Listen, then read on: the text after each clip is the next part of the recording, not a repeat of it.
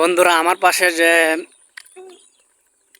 সবুজ ধান ক্ষেতগুলো দেখতে পাচ্ছেন, এই ধান ক্ষেতগুলি কৃষকের অতি কষ্টে ফলানো হয়। প্রত্যেকটি ধান অর্জিত ধানগুলি প্রত্যেকটি কৃষকের এক বছরের পরিশ্রম। প্রত্যেকে তার হাড় ভাঙা পরিশ্রমের মাধ্যমে যে ফসল উৎপাদন করে, সেই ফসল উৎপাদন করার পর সেটি বাজারে রপ্তানি করে এবং তারা সেখান থেকে অর্থ আয় করে।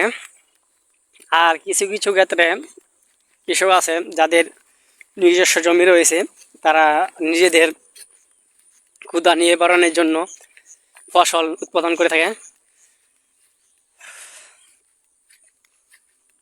আর বন্ধুরা, এইসব ফসল